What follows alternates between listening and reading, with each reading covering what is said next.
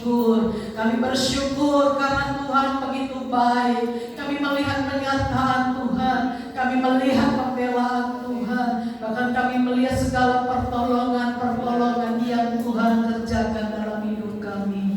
Kami sudah memuji mempermuliakan nama Tuhan. Di bawah waktunya kami akan mendengarkan sebagian daripada kebenaran firman Allah. Dan biarlah Tuhan setiap kebenaran firman Tuhan memberikan kami kekuatan, memberikan kami semangat di dalam Tuhan. Bahkan kami percaya lewat kebenaran firman Allah hidup kami boleh dipulihkan.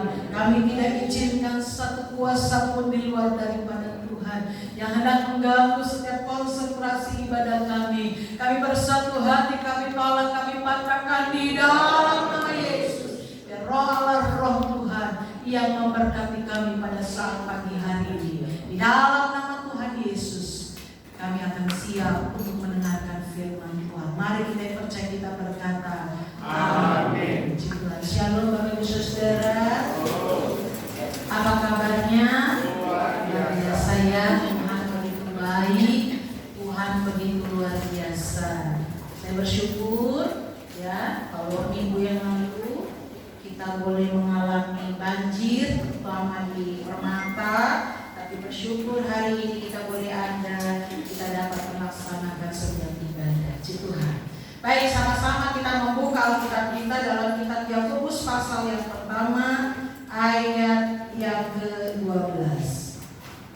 Ayat yang sudah tidak asing lagi.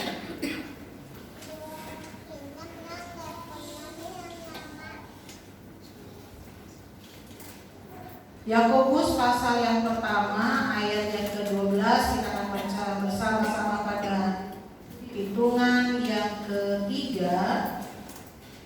1, 2, 3.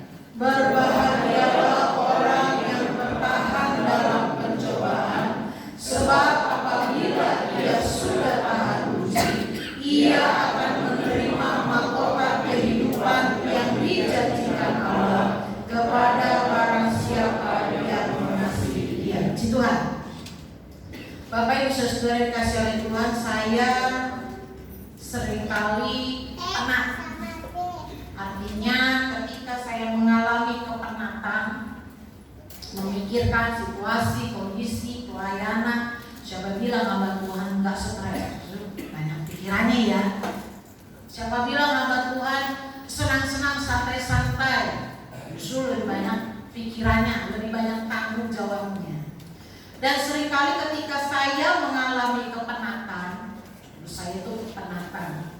Nah, saya suka mengajak Bapak Gembala, kadang-kadang bersama seisi pastori, itu 7 orang di dalam pastori. Kemana? Ke Tanjung Pasir. Ngapain? Biasanya di Tanjung Pasir itu ada rumah-rumah makan, pondok-pondokan. Nah, kami suka di sana. Dalam artian kata menikmati deburan ombak, angin pantai, walaupun panas tapi enak. Walaupun kita tidak makan, kadang-kadang cuma pesen yang murah meriah adalah Indomie. Indomie pakai telur. Tapi kami suka duduk di sana. Kenapa? Karena menikmati apa itu angin laut, ya. Menikmati apalagi menikmati bunyi suara deburan ombak. Ya. Rasanya sedikit membuat kami lebih merefreshkan diri kami. Nah, kalau saya melihat deburan ombak, ya seringkali saya melihat itu deburan ombak, dia tidak pernah berhenti. Kadang-kadang saya suka berpikir dari mana itu ombak datang. Tidak pernah berhenti, terus ya ombak kita akan terus mengalir sampai ke tepi.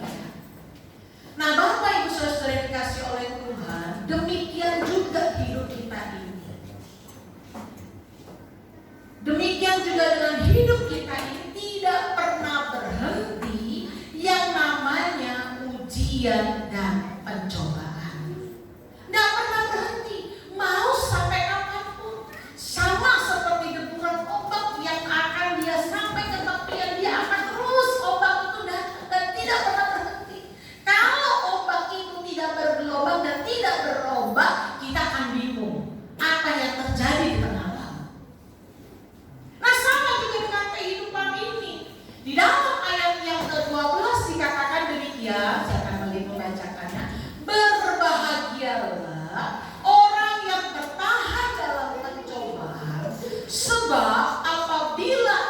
sudah tahap uji, ia akan menerima mahkota kehidupan yang dijanjikan Allah kepada barang siapa yang mengasihi Dia. Dalam ayat yang ke-12 ini ada dua hal kebenaran yang harus kita pegang teguh. Ada dua hal dalam ayat ini. Hal yang pertama dikatakan berbahagialah orang yang bertahan dalam pencobaan. Berbahagia orang yang bertahan dalam pencobaan. Dan saya rasa hari ini bukan saja tokoh-tokoh dalam Alkitab yang mengalami pencobaan, tetapi seringkali pun kita mengalami pencobaan. Lalu kita berkata, apakah Tuhan memberikan kita pencobaan? Alkitab katakan dalam ayat yang ke-13 dikatakan demikian. Kita akan baca dulu.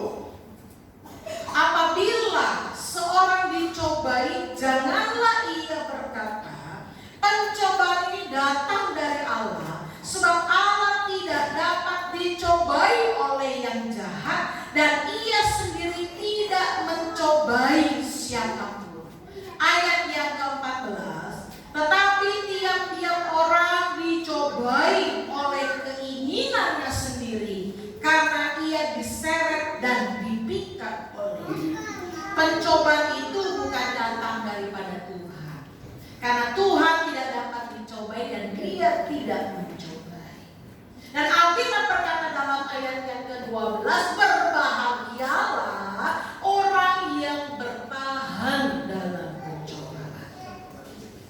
Hari ini seringkali banyak sekali kita dicobai, mengalami pencobaan dalam hidup kita, dan pencobaan yang kita alami itu bukan dari Tuhan, karena Tuhan tidak pernah mencobai. Tapi dalam ayat yang ke-13, ayat yang ke-14 dengan jelas sekali bahwa setiap pencobaan itu dasarnya, datangnya dari keinginan diri kita sendiri. Kenapa kan seringkali orang mengalami masalah? Mengapa seseorang sampai ditangkap di kepolisian? Kenapa? Karena dia melakukan tindakan kejahatan. Oleh apa? Oleh karena keinginannya sendiri. Itu yang dikatakan oleh pencobaan. Nah, Bapak Ibu Saudara dikasih oleh Tuhan, kalau saya melihat membalik dalam kitab Matius, Injil Matius, Tuhan Yesus pernah dicobai di mana? Di padang gurun. Ketika berpuasa selama berapa lama? 40 hari. Dan iblis itu mencobainya dengan apa? Karena Yesus, dia tahu Tuhan Yesus itu lapar, dicobai dengan apa? Supaya mengubah batu itu menjadi roti. Pencobaan yang pertama. Pencobaan yang kedua, suruh apa? Suruh untuk apa itu? Melompat dari atas bait Allah. Dan pencobaan yang ketiga, apa yang ditawarkan oleh iblis? Kekuasaan dunia yang ada. Nah, Bapak Ibu Saudara, dengan mudah sekali seringkali kita dicobai. Oleh karena apa? Oleh karena keinginan diri kita sendiri. Saya lihat satu kisah di dalam kitab Perjanjian Lama, dibaca ya, tentang apa? Tentang seorang tokoh mengenai Gehasi. Kita tahu Gehasi itu siapa? Gehasi adalah seorang pelayan, hamba yang melayani dengan sungguh-sungguh. Tetapi apa yang terjadi ketika Panglima Naaman mengalami mujizat Tuhan? Dia tahu Panglima itu banyak membawa barang-barang, baju-baju bagus-bagus. Bukan hanya baju, tetapi juga membawa emas. Dan tahukah Bapak Ibu Saudara, Gehasi ketika Panglima Naaman sudah pergi, dia lari, dia ubah keretanya Panglima itu, dan dia minta apa? Dia minta baju yang bagus, dan dia minta emas. Minta salah nggak? Nggak salah, menurut saya minta. Tapi lihat alasan ketika Gehasi berkata kepada Panglima Naaman, dia berbohong. Dia katakan apa? Panglima, ada nih orang yang datang kepada Nabi. Lalu kata Nabi, kasihan, dan sehingga saya meminta baju, meminta perbekalan, meminta perhiasan. Dan pada waktu itu Panglima Naaman memberikan emas kepada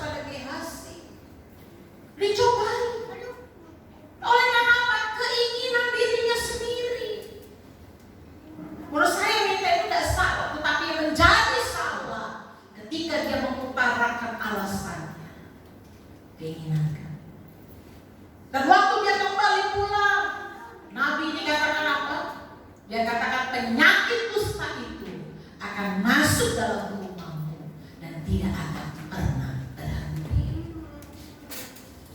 Bapak Ibu Saudara dikasih oleh Tuhan, Yakobus pasal yang pertama ayat yang ke-12 dikatakan berbahagialah orang yang dapat bertahan dalam pencobaan. Seringkali kita diuji oleh mata kita. Kita mengingini. Kita tidak dapat jaga diri kita dengan baik. Kenapa? Oleh karena keinginan yang kita taruh dalam hati kita.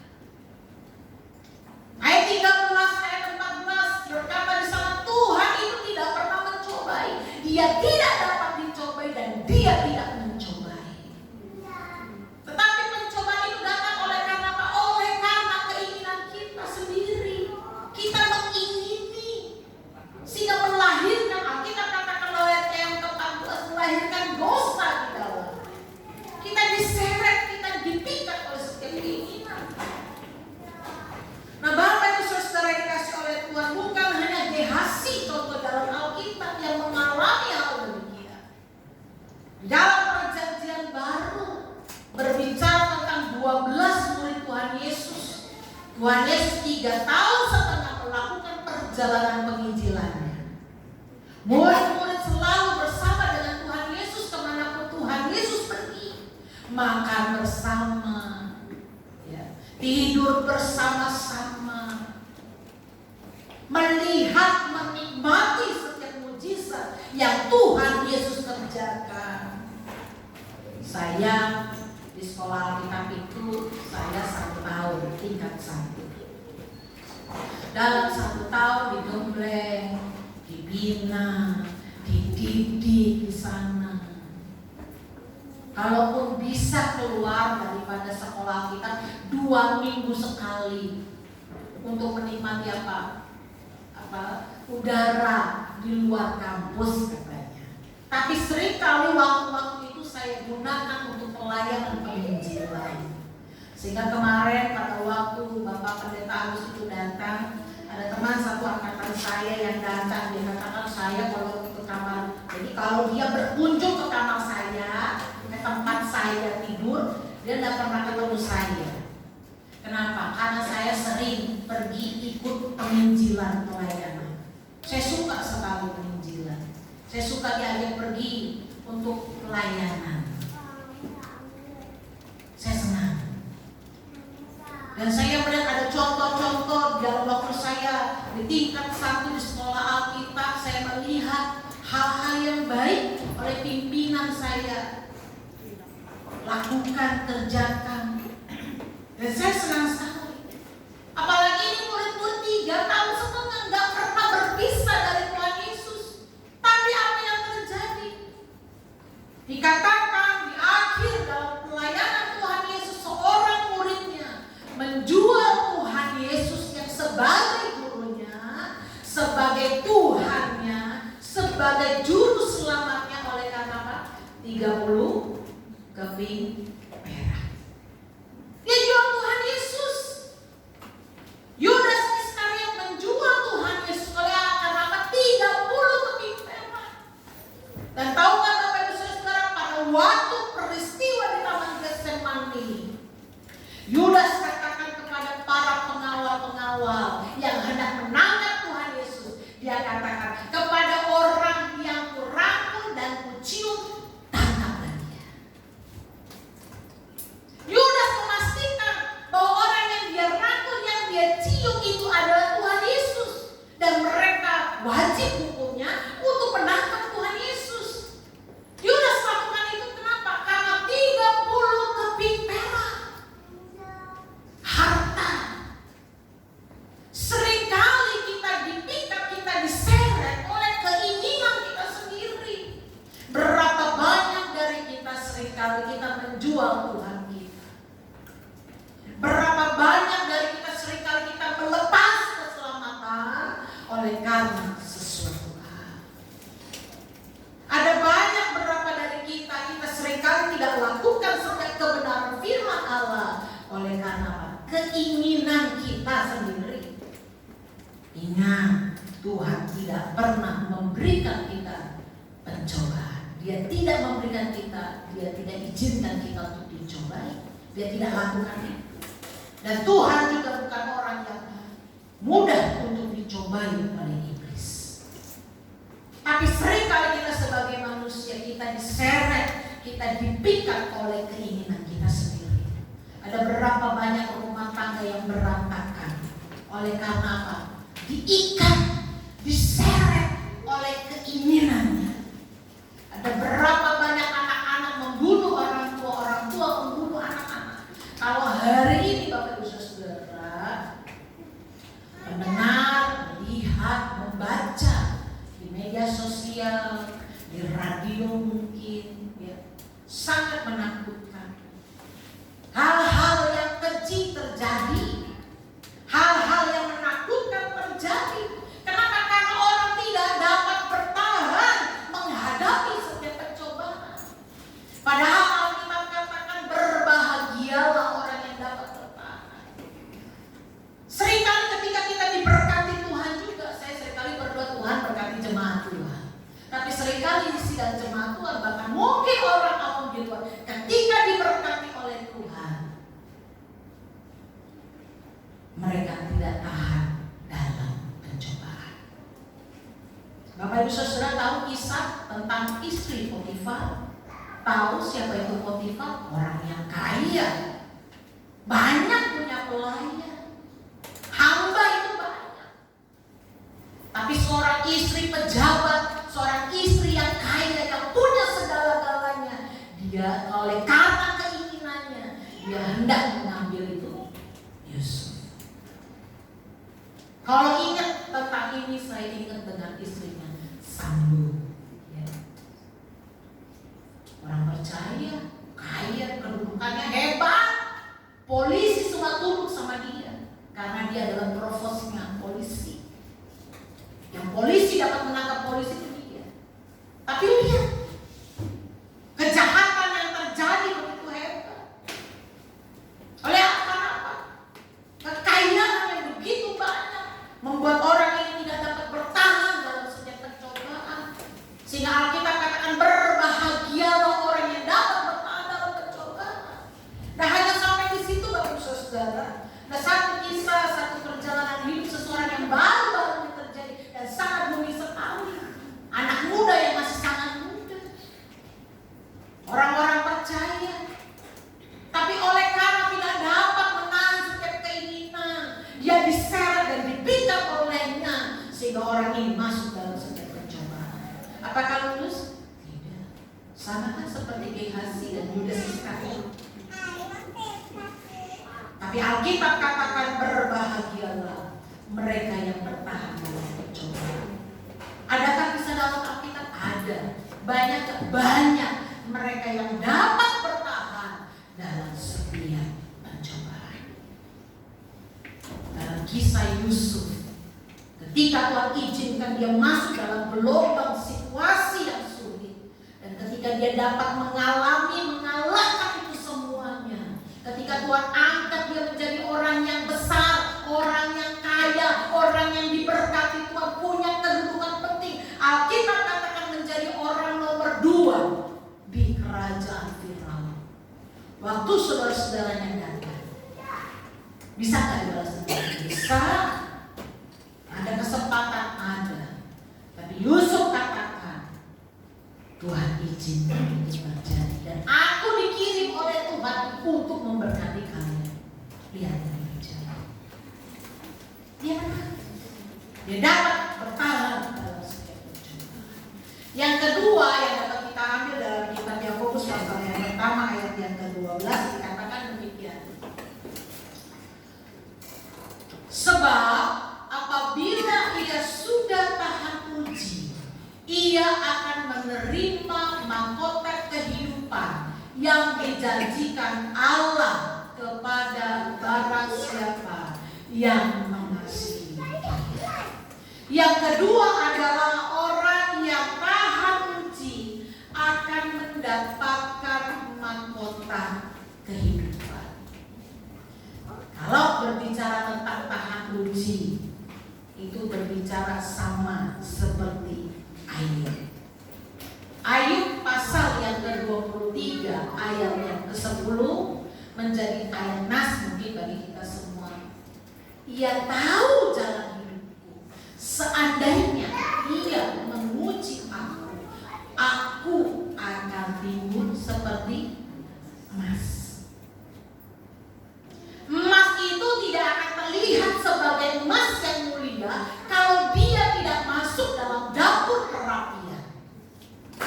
Waktu orang mengambil emas itu di gunung atau itu di sungai, dia akan mulai menampi. Lalu mulai dikumpulkan butiran-butiran emas. Tapi itu belum menjadi emas yang mahal, hanya menjadi emas yang biasa yang nilainya hanya murah. Tapi ketika itu dikumpulkan, ketika dia masuk dalam perapian, ketika dibakar, maka emas itu akan menjadi bernilai dan dia akan menjadi mempunyai harga jual yang sangat mahal. Tahan uji itu dikatakan orang yang tahan uji dia akan mendapatkan mahkota. Dan saya mengambil contoh Ayub. Ayub menjadi orang yang tahan uji karena memang Tuhan izinkan ujian itu masuk dan datang dalam hidupnya. Ketika kita diuji oleh Tuhan, Bapak Ibu Saudara, kemanakah kita berada? Di manakah kita berada? Untuk menjadi orang yang kuat dan dapat menjadi orang yang tahan uji, saya mengambil satu ayat di dalam kitab Kolose pasal yang kedua ayat yang ke-7. Saya akan membacakannya bagi kita semua. Kolose pasal 2 ayat yang ke-7 demikian. Hendaklah kamu berakar di dalam Dia dan dibangun di atas Dia. Hendaklah kamu bertambah teguh dalam iman yang telah diajarkan kepadamu, dan hendaklah hatimu melimpah dengan syukur. Di dalam Kolose pasal yang kedua ayat yang ke-7, untuk menjadi orang yang kuat, untuk menjadi orang yang tahan uji, kita harus berakar kuat di dalam Tuhan. Pohon korma itu ya, dia tidak akan bertumbuh menjadi besar ketika akarnya belum bertemu dengan sumber air. Waktu akarnya itu untuk bertemu dengan sumber air, mungkin seandainya itu 2 meter, dia akan bertemu sumber air, dia akan menjadi kuat dulu di dalam, baru dia akan keluar. Tapi seandainya sumber air itu lebih dalam lagi, sampai di kedalaman 20 sampai 30 meter, dia akan terus masuk ke dalam, dia akan menjadi kuat dulu sampai bertemu dengan sumber air, maka dia akan muncul ke atas. Ini yang dikatakan hendaklah kamu berakar di dalam Dia. Menjadi orang percaya ini kita harus berakar di dalam Tuhan. Kalau kita tidak berakar di dalam Tuhan, tidak berakar dengan Tuhan, ketika datang angin topan, jangankan angin topan, angin mungkin yang sepoi-sepoi, pohon itu mungkin akan runtuh. Tapi Alkitab katakan untuk menjadi kuat dan tahan uji, kita harus berakar di dalam Tuhan. Kita harus kuat di dalam Tuhan, dibangun di atas Dia. Lalu dikatakan kata-kata selanjutnya, hendaklah kamu bertambah teguh dalam iman yang telah diajarkan kepadamu. Iman tumbuh dari apa? Alkitab katakan pendengaran. Pendengaran akan apa? Firman Allah. Saya ada satu contoh di dalam Alkitab untuk membuat kita teguh di dalam iman. Hendaklah kamu bertambah teguh dalam iman, kuat, berakar, dan dibangun di atas Dia. Ada seorang nabi yang luar biasa dalam Perjanjian Lama. ketika tidak turun hujan selama 3 tahun. Bukan 3 hari Bapak Ibu Saudara, bukan 3 bulan, tapi 3 tahun tidak pernah turun hujan. Sampai banyak orang yang mengalami kesusahan, bukan kesusahan lagi. Alkitab katakan dalam perjanjian lama itu ada seorang janda. Dia katakan apa, makanan hanya tinggal segenggam, waktu dia makan, nanti dia bikin dia makan, waktu dia sudah makan dia tinggal tunggu mati. Kenapa? Karena sudah tidak ada apa-apa lagi.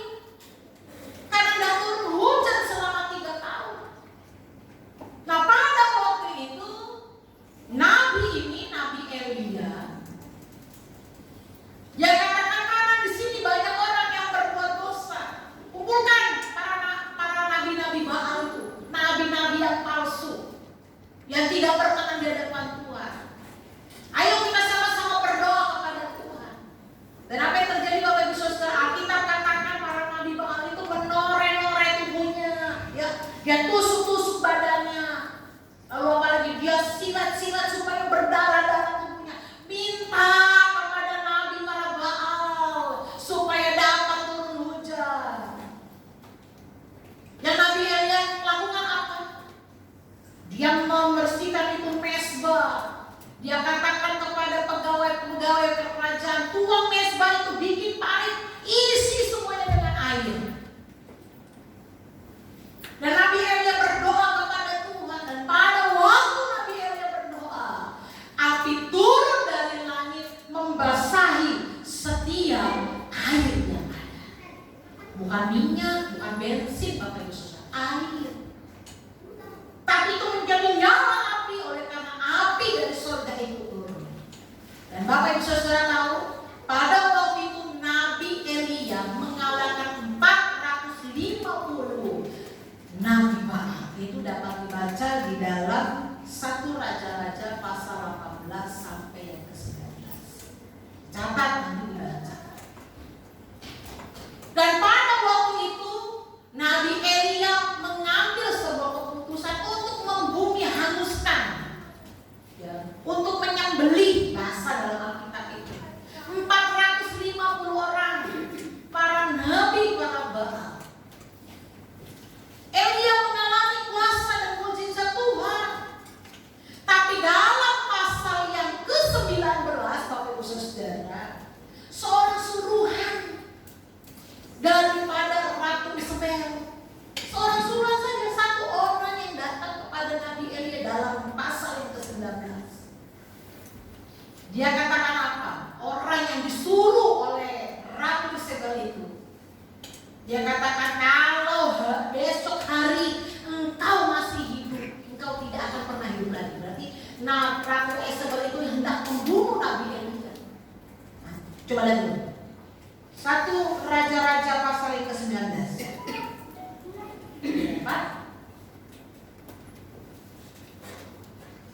Ya. Ayat yang ke-19. Ketika Ahab memberitahukan kepada Isabel segala yang dilakukan Elia dan perihal Elia membunuh semua nabi itu dengan ayat yang selanjutnya, maka Isabel menyuruh seorang suruhan mengatakan kepada Elia, beginilah kiranya para Allah menghukum aku, bahkan lebih lagi daripada itu, jika besok kira-kira pada waktu ini aku tidak membuat nyawamu sama seperti nyawa salah seorang dari mereka itu. Yang selanjutnya, maka takutlah ia, lalu bangkit dan berdiri menyelamatkan nyawanya. Dan setelah sampai ke Berseba yang termasuk wilayah Yehuda, ia meninggalkan bujangnya di sana. Terus, tetapi ia sendiri masuk ke padang gurun sehari perjalanan jauhnya, lalu duduk di bawah sebuah pohon ara. Kemudian ia ingin mati. Katanya, cukuplah itu. Sekarang ya Tuhan, ambillah nyawaku, sebab aku ini tidak lebih baik daripada nenek moyang. Padahal baru melakukan perbuatan yang dahsyat, ya. Ayat pasal 15 itu, Elia membunuh para nabi Baal dengan berdamai.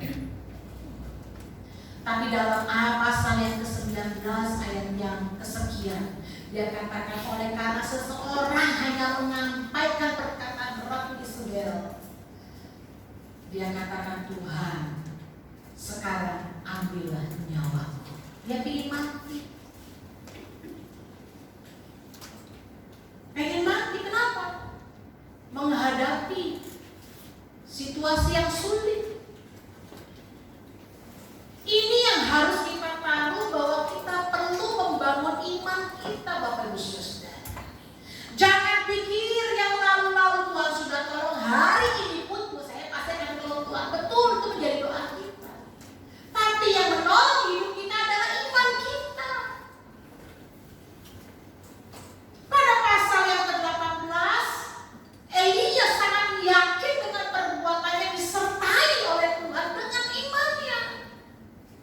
Tapi dalam pasal yang ke-19 dia menjadi lemah. Iman kita itu bisa lemah, Bapak Ibu Saudara. Anda tidak akan pernah dapat tahan uji kalau tidak mendengarkan firman Allah. Karena iman itu tumbuh dari apa? Mendengar apa? Firman Tuhan. Makanya dalam ayat yang selanjutnya, ayat yang paling terakhir, malaikat itu datang memberikan makanan kepada Nabi Elia. Dia katakan, bangun, makan. Makanan itu berbicara tentang firman Tuhan. Dia katakan sekali, bangun, makan. Dan waktu Elia itu makan makanan yang diberikan oleh malaikat itu, dia kuat, dia berjalan. Jangan pikir ke gereja hanya sebulan sekali mampu memberikan kita kekuatan di dalam iman percaya kita kepada Tuhan. Kenapa perlu ada sekolah minggu? Supaya anak-anak dididik dari awal untuk mendengarkan firman Allah, punya timbul iman dalam hidup mereka. Mengapa kita perlu ibadah pemuda remaja? Supaya anak-anak muda imannya semakin kuat di dalam Tuhan. Kenapa kita perlu ibadah-ibadah yang selanjutnya sampai ibadah hari Minggu? Kenapa kita ada di rumah aja semuanya ibadah online? Kenapa kita harus berkumpul? Supaya kita diteguhkan, dikuatkan dalam iman kita. Ada saudara-saudara seiman yang dapat membantu, menopang kita dalam doa, dalam pelayanan. Bapak Ibu Saudara dikasih oleh Tuhan, iman itu bisa lemah. Dia bisa nggak teguh. Dia bisa nggak kuat. Iman itu bisa hilang. Kenapa? Karena kita tidak mendengarkan firman Allah. Penting bagi kita sekalian, Bapak Ibu Saudara dikasih oleh Tuhan, untuk kita dapat mendengarkan firman Tuhan. Supaya apa? Iman kita kuat, iman kita teguh di dalam Tuhan. Untuk kita tetap terus berjuang di dalam Tuhan. Saya ingat pimpinan sekolah Alkitab saya, kalau hari Rabu kami doa puasa. Selasa sudah mulai doa, buka di Rabu. Dan biasanya dalam ibadah itu beliau akan ambil gitar dan dia menyanyikan sebuah lagu demikian.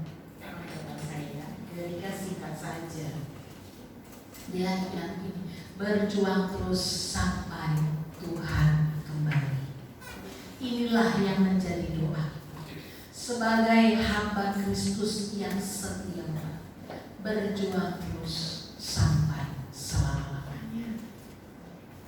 Berjuang terus, Bapak Ibu Saudara. Kalau Anda sudah kembali ke rumah Bapa di surga, Anda tidak perlu berjuang. Sudah tidak perlu. Tapi selama kita hidup dalam dunia ini, menuju sampai panggilan Tuhan yang Tuhan panggil dalam hidup kita, kita harus berjuang. Dan untuk kita berjuang, kita perlu firman Tuhan. Kita perlu. Jangan kita senang kalau kita mungkin hari ini kita berkata, saya tidak perlu firman, saya sudah kuat, saya sudah punya segala-galanya. Hati-hati. Banyak orang yang seperti itu. Kita bisa melihat di media sosial. Itu seorang pimpinan yang dapat memimpin karyawan polisi, dapat menangkap polisi, provosnya. Bapak Ibu Saudara tahu ada satu pengakuan dikatakan salah satu rumahnya biasa dipakai untuk ibadah. Kaget saya. Rumah yang dipakai untuk membunuh itu yang biasa dipakai untuk ibadah. Kita ini harus berjuang melawan setiap pencobaan, keinginan daging kita. Kita ini harus berjuang untuk apa? Supaya kita dapat bertahan di dalam Tuhan, menghadapi setiap ujian. Untuk apa? Mendapatkan mahkota kehidupan. Jangan kita terlena dengan dunia ini. Kita boleh sibuk, siapa sih nggak boleh sibuk? Boleh, silakan. Apalagi itu mencari berkat Tuhan, silakan. Tapi ingat, kita punya satu hal yang harus kita tahu dalam hidup kita. Berjuang untuk tetap terus sampai Tuhan itu kembali. Sampai Tuhan datang kembali. Kalau kita nggak pulang ke rumah Bapa di surga, sampai Tuhan datang, kita harus berjuang. Berjuang melawan setiap keinginan daging, keinginan kita. Berjuang untuk melawan setiap ujian-ujian. Bertahan, berdiri teguh, berakar kuat. Bapak Ibu Saudara, saya tidak percaya mungkin hari ini kita diberkati Tuhan, kita tidak ada masalah, puji Tuhan, saya bersyukur.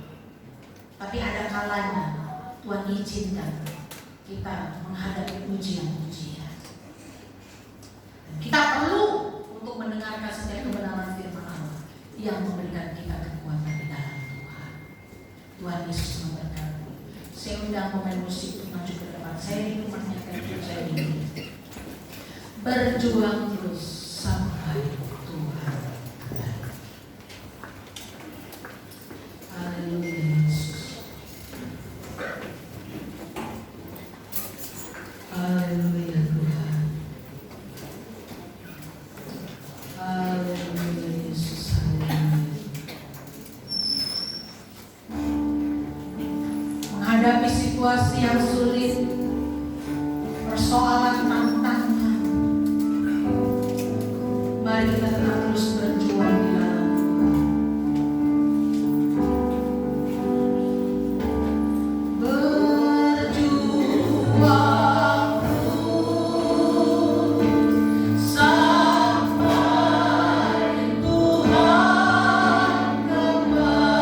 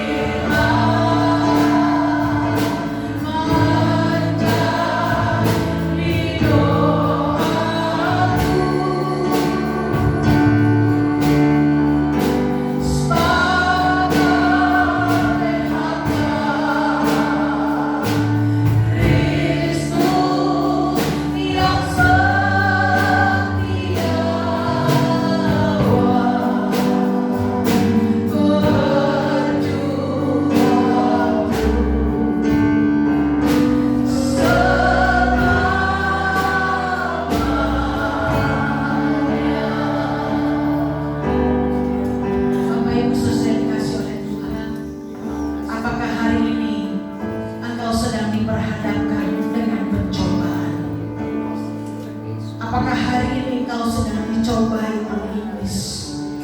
Apakah hari ini engkau sedang dicobai oleh karena keinginan yang terjadi terjadi dalam hidupmu, berdoalah kepada Tuhan supaya Tuhan memberikan kemenangan dalam hidupmu. Karena kita berbahagialah orang yang bertahan dalam pencobaan.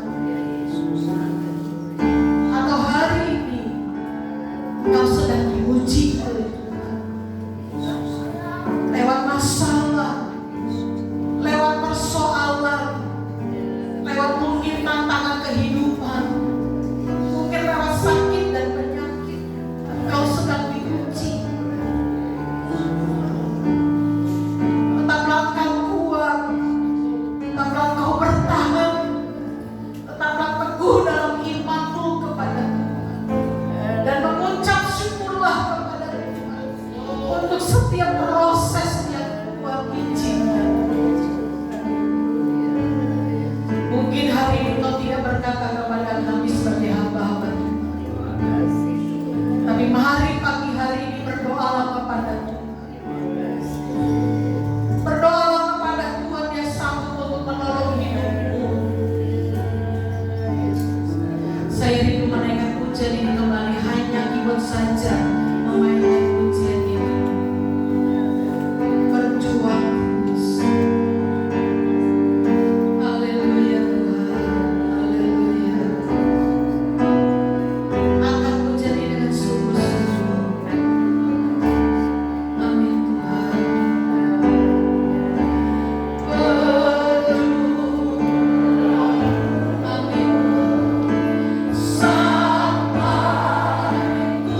Sampai Tuhan kembali,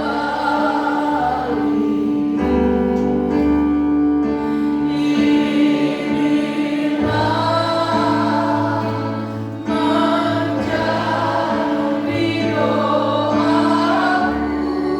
Haleluya.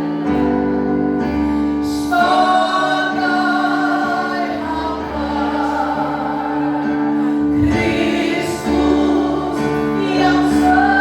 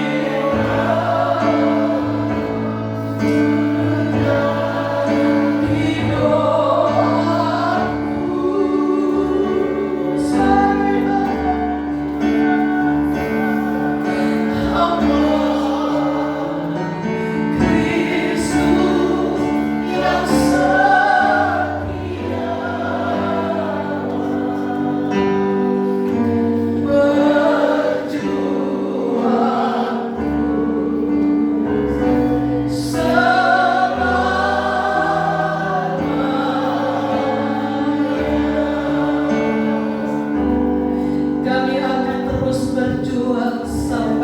Mari kita angkat pujian ini, berjuang Inilah yang menjadi doa kami Tuhan, bahwa Tuhan memampukan setiap perjuangan kami. Biarlah kami mampu Tuhan untuk melewati setiap setiap tantangan kehidupan, masalah persoalan, bahkan mungkin Tuhan ujian-ujian yang Tuhan kerjakan dalam hidup kami.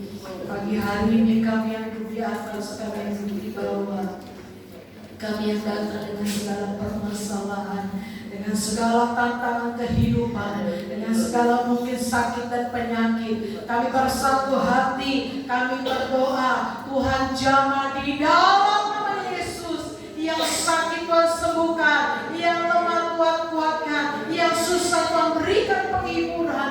Dan ketika kami berdoa memanggil nama Tuhan, Tuhan hadir dalam setiap kehidupan kami. Terima kasih Tuhan, terima kasih.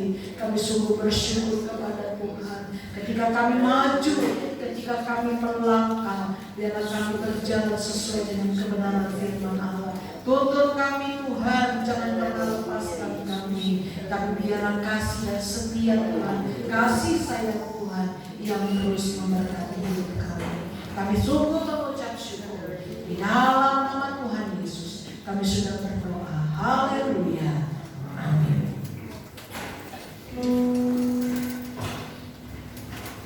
Terima kasih Bapak Gembala yang sudah berkata kebenaran firman hari ini. Tiba saatnya kita memberi yang terbaik buat Tuhan yang bertugas mempersembahkan saudara-saudara. Segala pujian dan syukur hanya bagi Engkau Bapa. Tiba saatnya kami memberi, biarlah setiap apa yang kami beri, biarlah semuanya kemuliaan nama-Mu.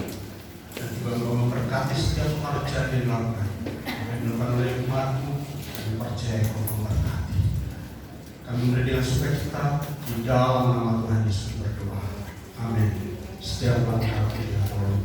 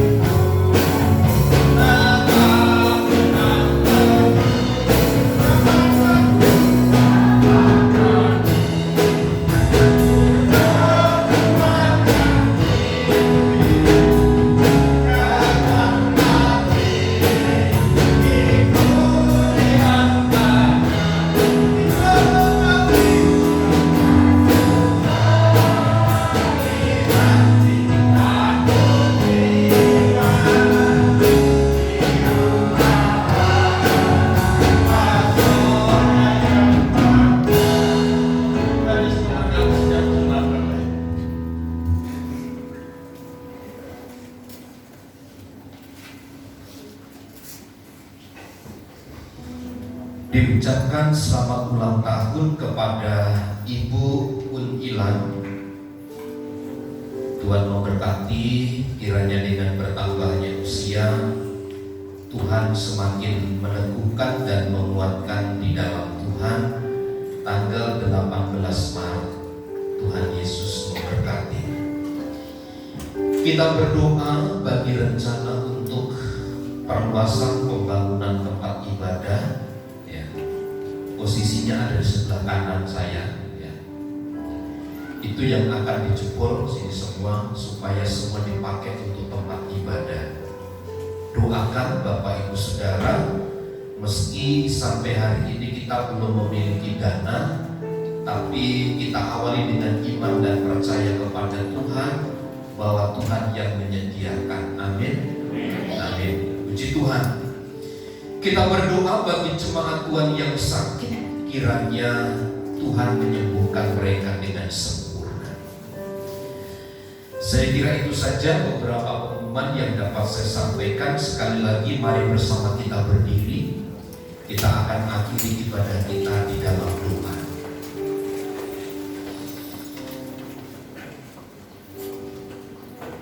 Kami bersyukur kepada Tuhan yang telah memungkinkan semua kegiatan ibadah ini berjalan dengan baik dari awal hingga kepada selesainya.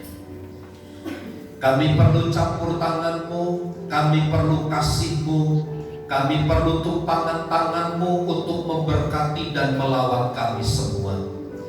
Setiap jemaat Tuhan yang hadir, mari Engkau tumpangkan tangan-Mu yang penuh berkat dan kuasa, baik atas rumah tangga, atas keluarga, atas usaha dan pekerjaan. Tuhan yang memberkati dengan berlimpah dalam nama Yesus. Sekiranya ada kesulitan, ada masalah, ada kekuatan-kekuatan si jahat yang berusaha mengganggu, kami tolak, kami patahkan dalam nama Yesus. Tuhan yang bekerja, Tuhan yang menyelesaikan semua dengan sempurna. Kami berdoa bagi Ibu Un Ilam yang berulang tahun, Tuhan memberkati hidupnya. Bagi jemaat-jemaat Tuhan mereka yang sedang sakit, hamba berdoa bagi Ibu Yana, Tuhan pulihkan kesembuhan tubuhnya. Dari tubuhnya yang mengalami sakit, kami berdoa dari tempat ini, Tuhan jamah dalam nama Yesus. Darah kuasa anak domba Allah mengalir atas hidupnya. Hamba berdoa bagi Saudari Luciana Soyong. Hamba mohon belas kasih dan kemurahan Tuhan.